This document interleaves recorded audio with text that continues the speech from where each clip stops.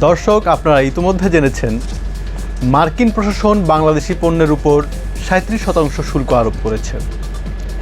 কিভাবে এই ৩৭% শুল্ক আরোপিত হলো তা নিয়ে জনমনে এক ধরনের ধোঁয়াশা দেখা দিয়েছে।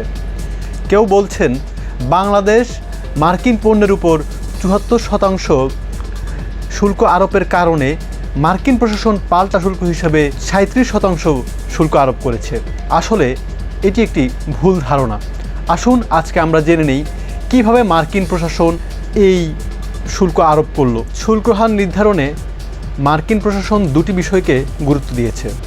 প্রথমত, মার্কিন যুক্তরাষ্ট্রের সাথে অন্য একটি দেশের আমদানি রপ্তানির ব্যবধান অর্থাৎ বাণিজ্য ঘাটতি, এবং দ্বিতীয়ত মার্কিন যুক্তরাষ্ট্র সে দেশটি থেকে কী পরিমাণ আমদানি করলো সেটির পরিমাণ। আসুন বিষয়টি আরও একটু সহজ করে বলি। যেমন বাংলাদেশের ক্ষেত্রে বলা যায়, বাংলাদেশ মার্কিন যুক্তরাষ্ট্রের বাজারে মোট ৮.৪ বিলিয়ন ডলারের পণ্য বিক্রি করেছে। বাংলাদেশ মার্কিন যুক্তরাষ্ট্র থেকে বছরে অর্থাৎ গত ২০২৪ সালে মোট আমদানি করেছে ২.২ বিলিয়ন ডলারের পণ্য। এখানে আমরা যদি লক্ষ্য করি, বাংলাদেশ এবং মার্কিন যুক্তরাষ্ট্রের মধ্যে বাণিজ্য ঘাটতি রয়েছে ৬.২ বিলিয়ন ডলার।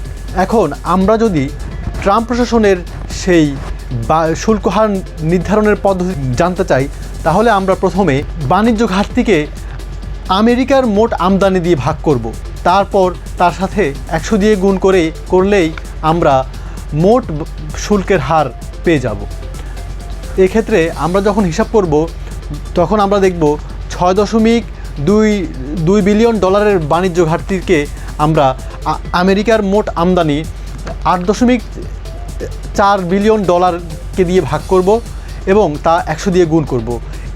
এই হিসাব করতে গেলে আমরা পাবো প্রায় ৭৪% শুল্ক।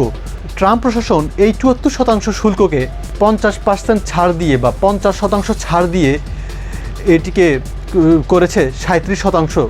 এবার যদি আমরা চীনের দিকে তাকাই, তাহলে আমরা দেখতে পাই চীনের সাথে মার্কিন যুক্তরাষ্ট্রের বাণিজ্য ঘাটতি ২৯৪ বিলিয়ন ডলার। অন্যদিকে চীন থেকে মার্কিন যুক্তরাষ্ট্র আমদানি করে ৪৩৪ বিলিয়ন ডলার। এক্ষেত্রে আমরা যদি হিসেব করি, আমরা বাণিজ্য ঘাটতিকে মোট আমদানি দিয়ে ভাগ করে তার সাথে ১০০ গুণ করলে আমরা পাবো ৬৮%। অর্থাৎ ট্রাম্প প্রশাসনের প্রাপ্য শুল্কের পরিমাণ হচ্ছে ৬৮%, কিন্তু ট্রাম্প প্রশাসন সেখানে ছাড় দিয়ে বা ডিসকাউন্ট দিয়ে সেই শুল্কের পরিমাণ দাঁড়ায় ৩৪%। এভাবেই পৃথিবীর প্রত্যেকটি দেশের সাথে আমদানি রপ্তানির হিসাব বিবেচনায় এনে ট্রাম্প প্রশাসন এই শুল্ক নির্ধারণ করেছে। যুক্তরাষ্ট্রের আরোপিত শুল্ক হারের প্রেক্ষিতে ইতোমধ্যে বাংলাদেশ সরকারের প্রধান উপদেষ্টা অধ্যাপক ডক্টর মোহাম্মদ ইউনূস মার্কিন প্রেসিডেন্ট ডোনাল্ড ট্রাম্প বরাবর একটি চিঠি লিখেছেন। চিঠিতে উল্লেখিত বিষয়গুলো নিয়ে এখন আলোচনা করবেন অয়ন বিকাশ পাল। বাংলাদেশের উপর আরোপিত ৩৭% পাল্টা শুল্ক পুনর্বিবেচনার জন্য আমাদের প্রধান উপদেষ্টা ডক্টর মোহাম্মদ ইউনূস মার্কিন যুক্তরাষ্ট্রের প্রেসিডেন্ট ডোনাল্ড ট্রাম্প বরাবর চিঠি লিখেছেন গত সোমবার ৭ এপ্রিল। তিনি চিঠিতে বলেছেন, বাংলাদেশ আন্তরিকভাবেই চায় ১৭ কোটি জনগণের এদেশে মার্কিন রপ্তানি আরও বাড়ুক। এক্ষেত্রে বাংলাদেশ মার্কিন যুক্তরাষ্ট্র থেকে এলএনজি বা তরল গ্যাস আমদানি করতে পারে। এদেশে মার্কিন রপ্তানি বাড়ানোর ক্ষেত্রে আরও কি করা যায় তা খতিয়ে দেখতে বাংলাদেশের বাণিজ্য উপদেষ্টা মার্কিন বাণিজ্য প্রতিনিধিদের সাথে কাজ করবে বলেও চিঠিতে উল্লেখ রয়েছে।